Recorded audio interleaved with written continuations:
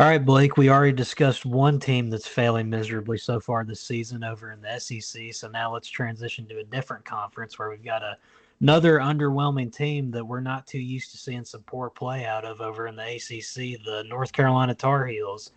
Blake, Hubert Davis's squad is off to a rough start this year. They just took what I believe is a quad three loss on Saturday to a Stanford team that, they're decent, but they're not great by any means. And losing that one on your home floor obviously is never good. You want to hold your home court advantage down. And yeah, I mean, there's been a lot of heat on Hubert Davis's roster construction and where he's gone wrong with this team so far. And I'd say they're firmly on the bubble. So we reflected on what went wrong over in Fayetteville. So we turn the page now to Chapel Hill. Blake, what's going wrong, and why is the answer the fact that Hubert Davis thought it'd be a good idea to not even try to replace Armando Bacot? Yeah, you said it best. I mean, that front court is awful. It's really a shit show of a roster construction. Like they got Jalen Withers, Jalen Washington, Vin Allen Lubin, and then their like fourth option is Cade Tyson. Those four guys have really been bad this year. And going into the season, I'm sure Hubert thought it would have been okay to ride with those guys.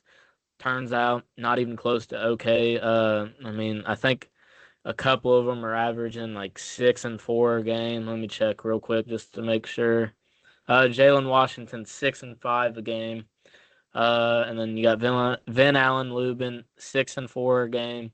Jalen Withers 5 and 4. All three of those guys, you can't have three guys that are that average. And then you got Cade Tyson also, who I don't even know if I really want to get into him. He averaged 3.4 points a game, 1.3 rebounds a game. It's a failure, honestly, of a attempt at getting somebody to replace Baycott. Going into the season, that was like their biggest missing piece, the last puzzle piece for this team to take it up a notch. And now we're sitting here in January thinking like North Carolina, if they didn't have the blue blood tied into their university and basketball program, then we could be sitting here right now, then like with thinking that they would miss the tournament. Yeah, Literally, if they didn't have the blue blood tied to their name, then they'd miss the tournament. yeah, I think it's very safe to say that North Carolina brand has a lot to do with them salvaging their tournament hopes right now. Because I mean, you look at this team's like overall body of work here. The only non-conference win they got of really any meaning was Dayton, and then they beat a struggling UCLA team. So they missed on an opportunity against Alabama at home, Michigan State. They didn't beat Auburn, but I mean, nobody's going to hold that against you. Auburn's been a machine. They narrowly lost to Florida in a game that you could argue they should have won. They lost to Louisville by double digits. They narrowly escaped Notre Dame, and then they also narrowly escaped NC State. Now they have a loss to Stanford. Just a lot of losses piling up, not necessarily bad losses, but when you factor in that they haven't really beat anybody of notice yet, I mean, we're looking at the real possibility that this team could miss out on the NCAA tournament, especially with how weak the ACC is. There's not going to be a lot of opportunities to improve that resume. Yeah, really, the only games that I could see them being big games for them moving forward, trying to get like a March Madness seed, would be like one of the Duke games at Clemson. But nobody's gonna stop and look at Clemson at Clemson and be like, "That's a must-win game." I think Field of 68 said something like similar to that as well. Like that's not really a big game that people on the committee are looking at. Like, dang, UNC, they just won there. Like that's not super impressive. That's not going to thread the needle or move the needle. Uh, One of the Duke games at Duke or at home, one of those have to give. They need to win one of those. If they don't, then I definitely think they shouldn't be a March Madness team.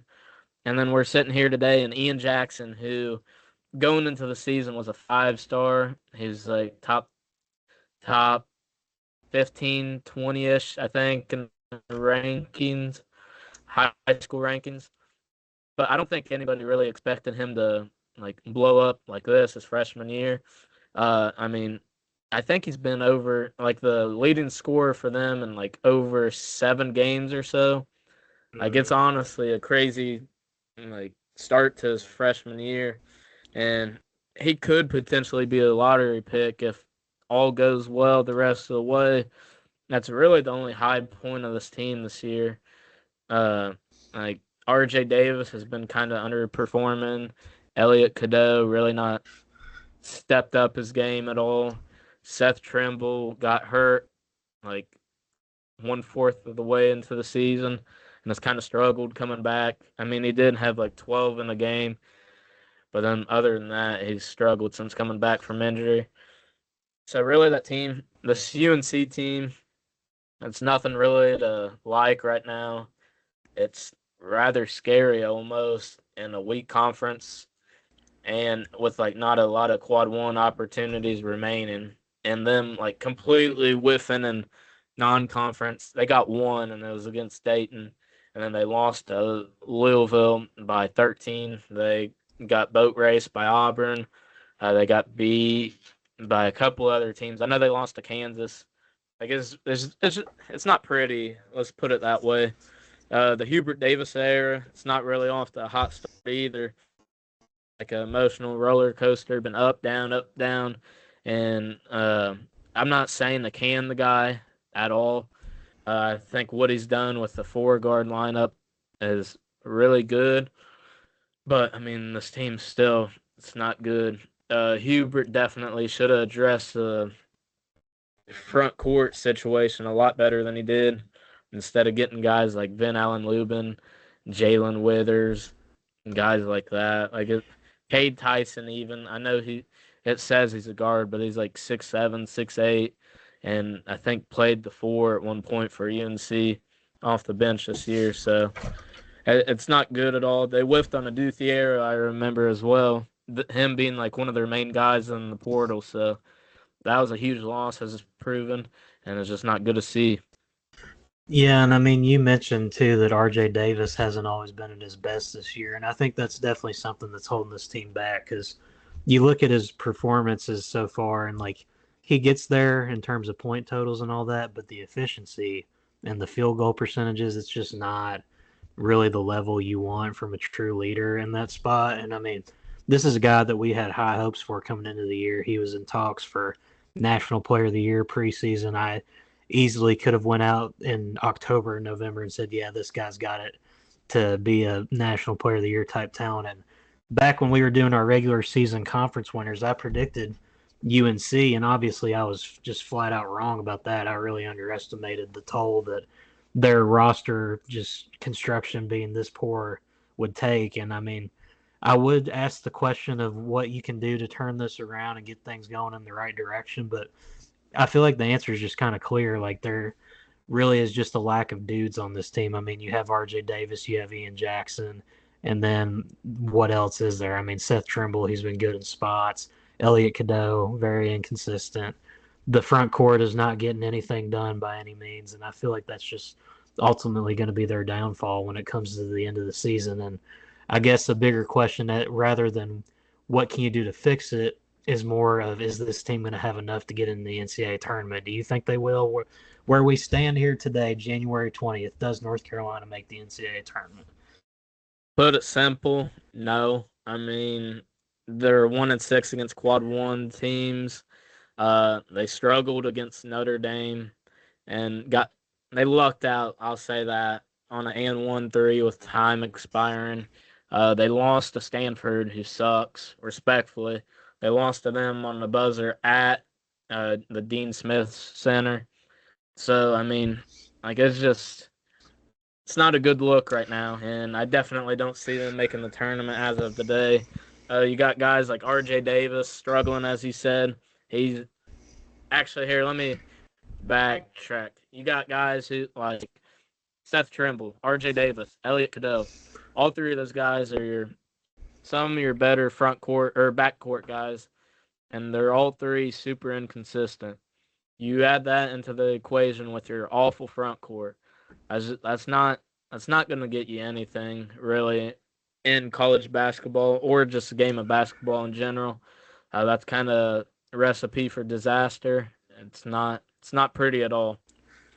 Yeah, no, I definitely think as of today they don't make the tournament, and I'll tell you a couple of games that I think may be the difference. So the ACC, obviously, top to bottom, you're not going to have a lot of resume chances there. I think at the bare minimum, if they want to salvage this, they need to win the games that they should win, and then they need to take at least one in that rivalry against Duke, which is looking like a tall task. But when you look at Yeah, the non-conference, they had some chances that I think on Selection Sunday, if they do miss, you could look back and say if they got one here, they may have been in. And that's the loss to Kansas. They lost by 3 at Allen Fieldhouse. That could have been a major resume boost for them.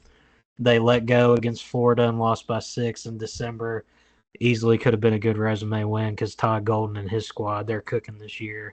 And then they also own that overtime loss to Michigan State, where that was a high scoring affair, 94 or 91. You get that one, more resume points. And then this Stanford loss, that's going to loom large on their resume because committees, they're going to look at those quad 3 losses and quad 2 losses for all these teams and take that into serious evaluation. So I think when it comes down to it, what's going to make or break UNC is just the fact that they didn't take care of their business in the non-conference.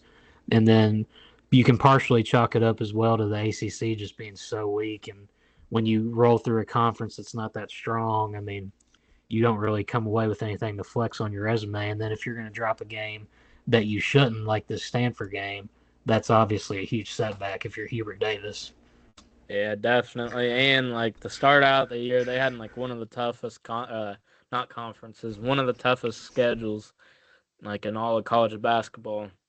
And you go into Yeah. those games and you drop those games and not really compete in those games, then you're just not really going to go anywhere. You're not going to get a March Madness spot. And then you are in a weak conference and you drop a game to a team that's in like the hundreds right now in net rankings. Stanford. Like besides their center, they're really not good. Maxine or what it like Maxine or something, I forget what his last name is. But Yeah. like that team is just it's not good at all. Not a lot of I don't see encouraging them making stuff. March. No, Yeah, it's not I, nothing I, really nice I can say right now. Besides Ian Jackson's like the only player that is like enjoyable to watch right now. and I would say you could build toward the future with Ian Jackson, but I mean, I think he might be lotto bound, so I don't think you're going to get another Yeah, year out of he's him. gone. He's Yeah, gone without and a doubt in my mind.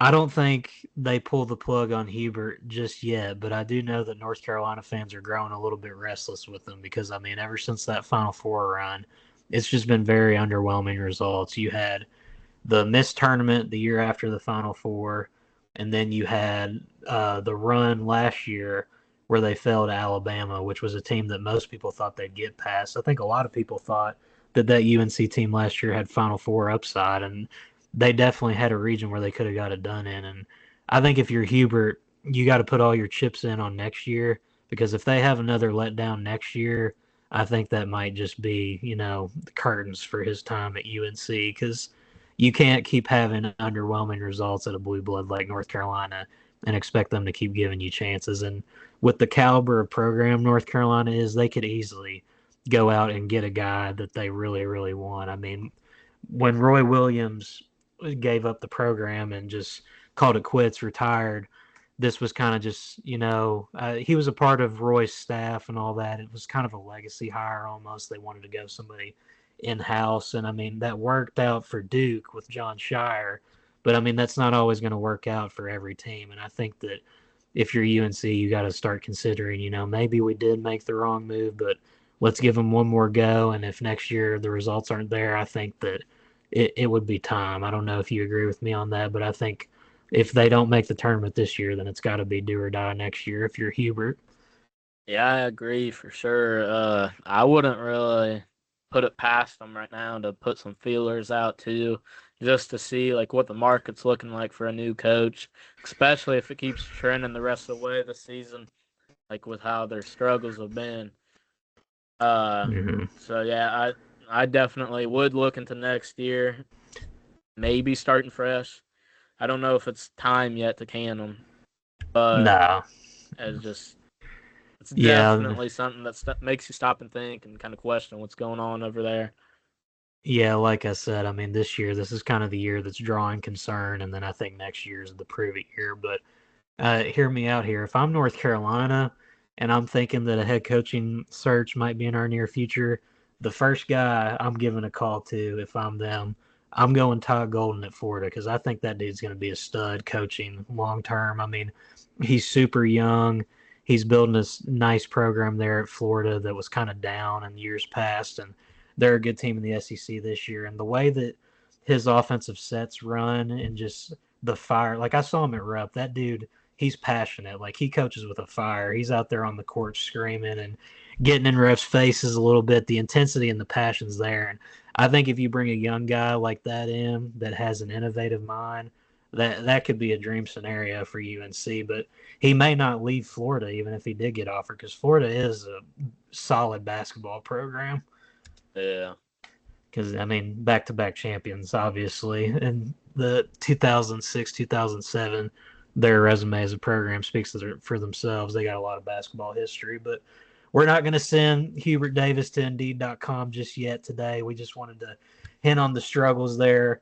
A lot to get turned around if you're over there in Chapel Hill, and it's got to start quick because right now your bubble it's on the verge of being popped completely if you have a couple more rough slip ups like last weekend. yeah.